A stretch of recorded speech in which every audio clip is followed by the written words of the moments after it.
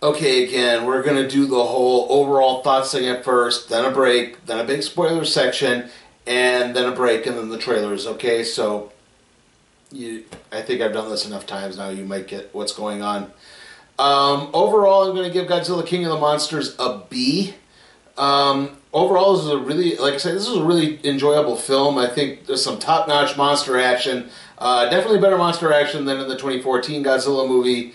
A little bit of a better story that gets kind of convoluted at a couple of points. I would say the only real drawbacks are there are points. I mean, when the monsters aren't fighting, there are points where this plot really, really drags to a standstill. It just gets really tedious, particularly near the climax, where we're trying to set up the big battle between Godzilla and King Ghidorah. Not to mention, there's a character, I can't really talk about it here, I'm going to save it for the spoiler section though.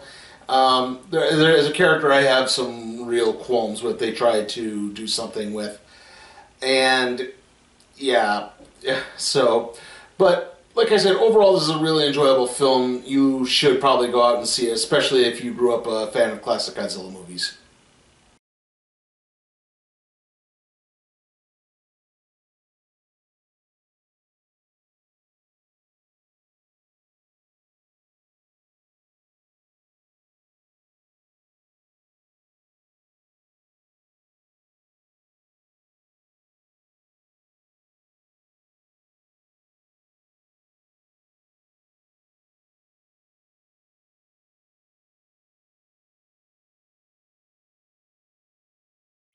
Okay, the central plot of this film, if you could call it that, centers around the Russell family. Mark Russell, his wife, or his estranged wife, Dr. Emma Russell, played by Vera Farmiga. Mark is played by Kyle Chandler. And their daughter, Maddie Russell, played by Millie Bobby Brown. I'm going to have trouble saying that last part. Um, anyway, basically, in the first Godzilla film, they were living in San Francisco. They were actually working for Monarch on a device that would hopefully allow them to either communicate with the Titans or at least somehow reach them and track them in a way. And it was called Orca. Basically, kind of works as sort of a translation device. And they were in San Francisco, like I said, they were in San Francisco during the first Godzilla attack, and unfortunately that resulted in the death of Adam, I think that was his name, the son. So they moved to Boston. Mark basically became an alcoholic, and the marriage fell apart. And he's now trying to he's sobered up and he's trying to reconcile. Emma is still working with Monarch, and she's actually managed to reach a breakthrough with a newly hatched Mothra in China. Unfortunately, it's at this point that an eco-terrorist named Dr. Alan Jonah, well, I guess he's not a doctor, he's just Alan Jonah, who specializes in acquiring Titan corpses so he can tap into their DNA and sell them on the black market, attacks and basically takes Emma and Maddie hostage. And from that, Monarch, who's already under threats from the American government to reveal their findings because they've been going around doing a lot more damage than good in trying to locate Titans. They've actually located several. But like I said, they don't want to open it up to the public because they're afraid the military is just going to kill them. And they don't know if all of these Titans are necessarily bad or good. Serizawa is definitely on behalf of the Titans. And he said, look, we can trust Godzilla. You know, that's sort of the whole, Godzilla would be our pet. No, we would be his line comes from. And so, yeah, it's like things are already starting to get frayed, and now this hostage situation seems to be making things worse. On top of that, they've also discovered King Ghidorah frozen in Antarctica, and that's where the eco-terrorists move. And it's revealed that at least Emma, and to an extent Maddie, have actually been working with the eco-terrorists the whole time, because Emma has come to the conclusion that we need the Titans to come in and basically wipe out a large swath of humanity so that we can reclaim the Earth because we've done all this environmental damage. Yeah, and at first Maddie seems to be okay with this because she said, well, we will, because Emma's idea is, well, a bunch of humans will be in underground bunkers, And then after all the carnage is gone and everything starts to regrow back because they have discovered that wherever the kaiju go, they don't call them kaiju, they call them titans. Wherever the titans go, they, basically the earth kind of starts to rejuvenate. It's like a forest fire where you have the controlled burn so that you get rid of the underbrush and everything can grow up normal, and that way everything doesn't get taken out. Unfortunately, again, when she discovers, oh wait, that could actually result in a whole bunch of people dying, and including her father, who she's been trying to reconnect with, exactly, it starts turning Maddie's loyalties, and she starts to see the big problem in this. And the funny thing is, I understand Maddie's a kind of reaction to this, especially since her mother is doing a terrible thing, but, Jonah basically says, look, what did you think was going to happen? Did you think, the Titans would wake up and we'd all just live together and play and have fun? No, these things don't act that way. They're effectively wild creatures. They're big-time creatures. As this is happening, Ghidorah is awoken, and also Ghidorah basically starts summoning other monsters as this happens. And you see Rodan, Mothra has gone into a cocoon and hatches out. You also see another one called Scylla, which is a spider, and Behemoth, which is a giant mastodon. You see another Muto, and Anguirus shows up too, very, very briefly. Unfortunately, they're not in the film enough to really, they're in the, you see them during bits of the film, but they're not on the screen enough to really make a real impact, and it's not like this big monster battle royale. It's pretty much just Godzilla and King Ghidorah. And it turns out that they're ancient rivals, and they're destined to meet each other. And Mothra is actually the queen of the monsters, and they're supposed to meet together, and eventually, the winner is the king of the monsters. So, yeah. And as this is happening, Monarch starts trying to work with Godzilla to take down King Ghidorah, and exactly take down the eco-terrorists and Emma. Maddie is starting to rebel. She steals the translation device, which is called an Orca, and she takes it to Fenway Park in Boston, so that way it will lead everyone there. And it's at this point that Emma starts to realize, wait a minute, maybe I bit off a bit more than you can chew, because there's actually a confrontation between Godzilla, Rodan, and Ghidorah, and Godzilla actually bites off one of Ghidorah's heads and it grows back. But at this point, the military gets involved and they launch the oxygen destroyer missile. And it kind of knocks Godzilla for a bit of a loop, but Ghidorah is unharmed. And so Ghidorah becomes king, thus all of the other Titans begin to listen to him. And it's at this, like I said, at this point, Vera Farmiga's character of Emma starts to realize, I may have bit off a bit more than I can chew, and this is now completely out of my hands. We can't control these creatures. Gee, you think? And it's here they start trying to plant seeds for a possible redemption arc, and it's like, no, this character really shouldn't get a redemption arc. She blatantly says humanity is an infection, and the fever that will take out the infection are the Titans, and they're going to fix everything all the horrible things that we've done to the planet. And it's like, okay, but yeah, what you're talking about is technically genocide. You don't get redemption from genocide. And eventually, Godzilla's knocked for a loop. Mothra basically shows up and leads the team to Godzilla, because Godzilla is tapping into the radiation of the Earth's core, but it's going to take way too long for him to recharge. So they hit on the idea to use nuclear weapons on a submarine and kind of help supercharge Godzilla. And Serizawa winds up having to sacrifice himself because conveniently enough, the torpedoes jam, so they can't launch the nuke right away. So he has to do this all on his own. And then in the midst of all this, like I said, Maddie's running the Orca to lure everyone there. They go out there. At this point, Emma has abandoned the eco-terrorists and is trying to rescue Maddie.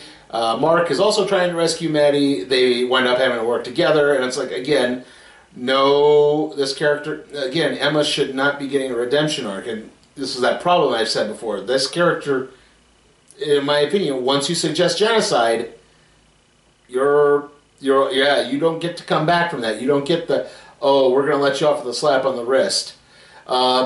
Eventually, Emma does wind up sacrificing herself to save Mark and Maddie.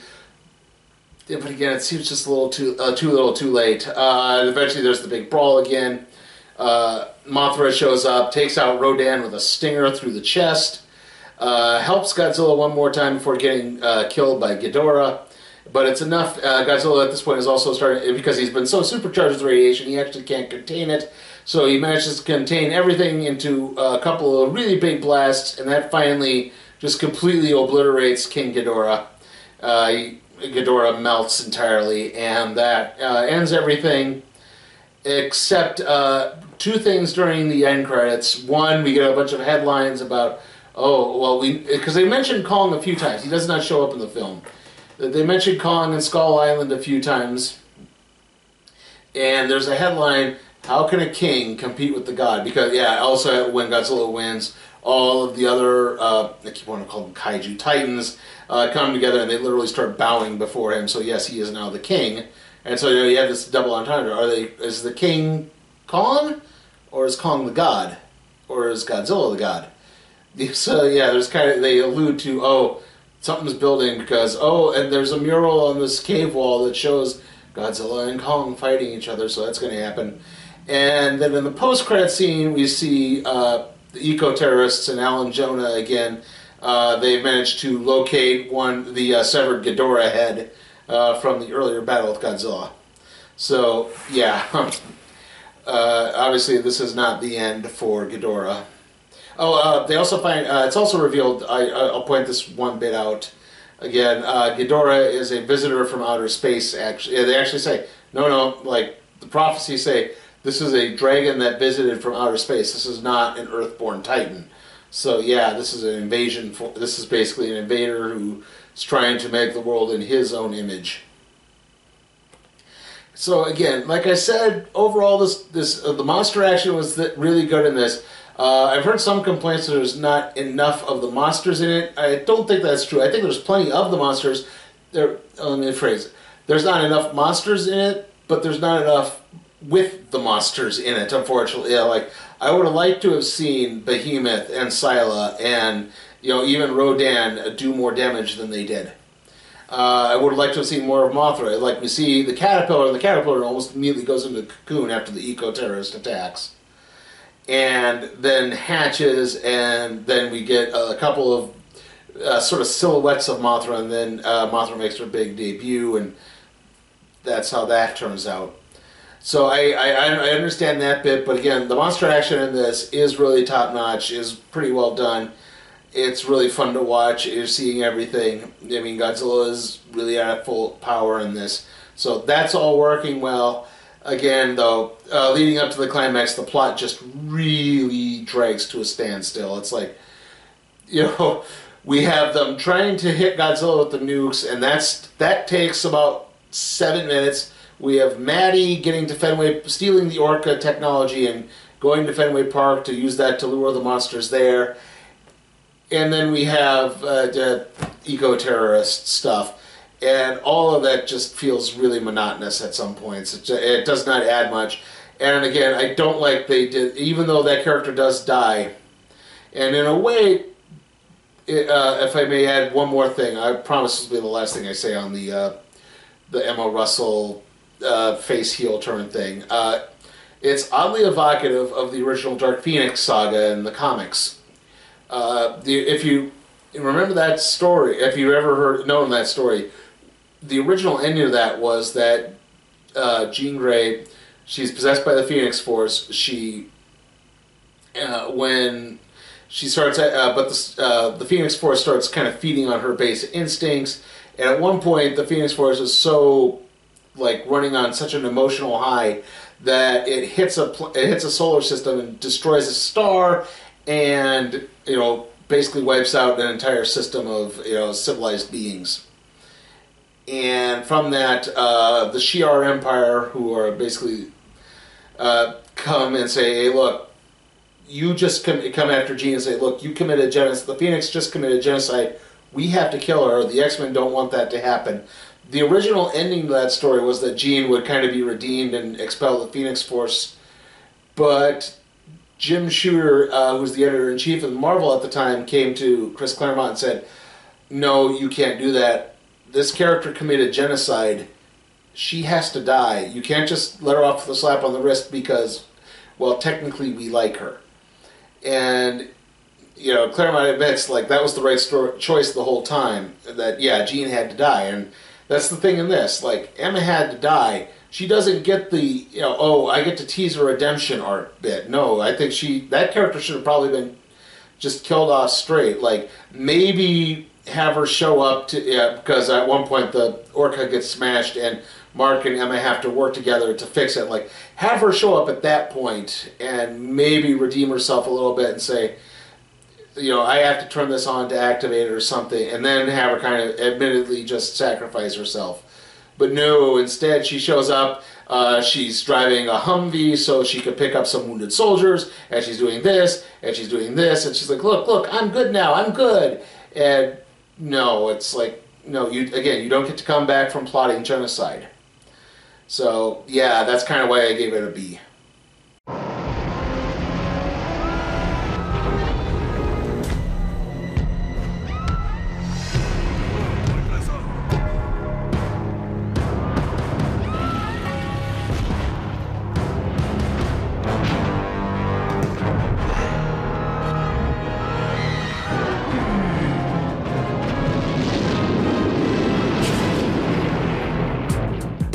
Lakers are looking for a big man. Okay, trailer time, and, well, nothing really new here except for one thing, which we'll get to. We had Hobbs and Shaw again, and given that I just spoke about this a lot, we had Dark Phoenix again. Last time for that trailer, as that's coming out next week. Our lone new trailer is the remake of Child's Play. That was it. All of 3 weeks before it comes out, so, excuse me, yippee, I guess. After that we had My Spy again, 21 Bridges again, Gemini Man again. That's the movie about clone spy hitman not Bruce Smith, Will Smith as discovering that he's been cloned, and the former governor, yeah, you get the idea.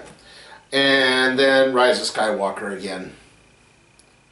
Did I say? I think we had 21. Anyway, that's pretty much it. So, the next movie review is going to be Secret Life of Pets 2. The next video is actually going to be the random trade review on Saga Volume 1. And then after that, we're going to have, that's going to be up on Saturday rather than Sunday, because that on Sunday I will upload the NXT 25 recap and review. See you all next time.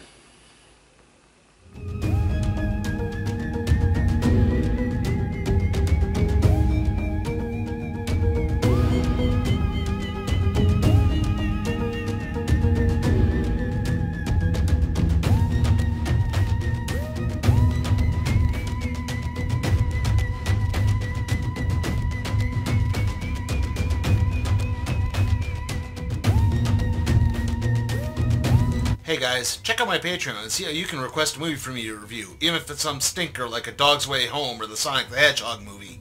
Also, if you like what you see, give the video a like, share, subscribe, and don't forget to ring that notification bell.